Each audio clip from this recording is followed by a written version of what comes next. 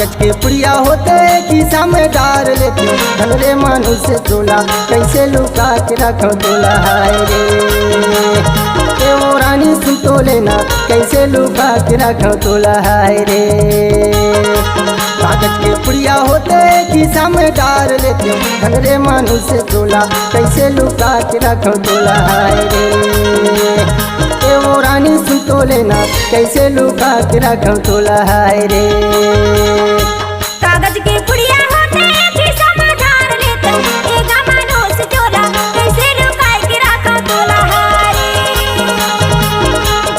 एगा राजा सुन तो लेना कैसे लुका के रखो तोला। हाय कागज के पुड़िया होते खिसा में डाल लेते, एगा मनुष्य चोला कैसे लुका के रखो तोला। हाय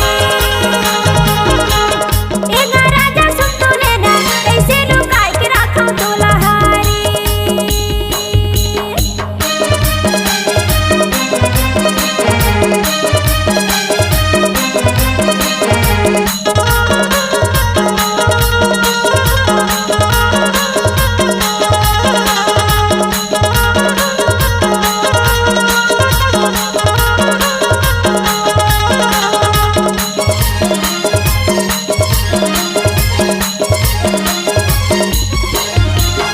बचपन के तोर माया रानी मोला नहीं बिसरावे के है। कही रही के तो सुताया था भोकट के रिसाई रे है।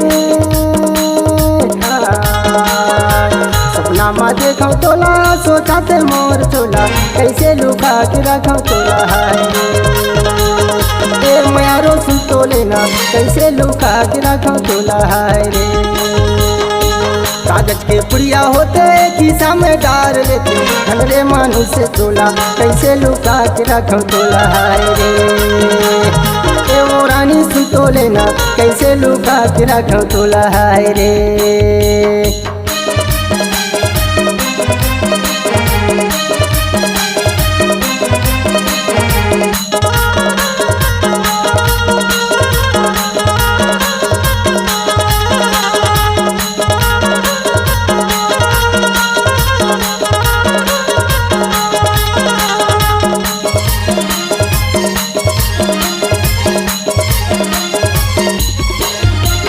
दाई दादा गारी देते भैया के डर लागे है। हाँ लोक लाज के डर है राजा कैसे मैं बताओ ये है। हाँ दिल में विचार कर तो मन में का सोचत रही थो कैसे लुका के रखो तोला। हाय एगा राजा सुन तो लेना कैसे लुका के रखो तोला। हाय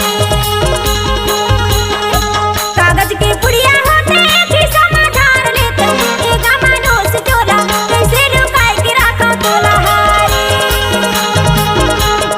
एगा राजा सुन तो लेना कैसे लुका के रखो तोला। हाय कागज के पुड़िया होते खिसा में डाल लेते, धन रे मनुष्य चोला कैसे लुका के रखो तोला। हाय रे ए वो रानी सुन तो लेना कैसे लुका के रखो तोला। हाय रे कैसे लुका के रखो तोला। हाय कैसे लुका के रखो तोला। हाय रे कैसे लुका के रखो तोला। हाय कैसे लुका के रखो तोला। हाय रे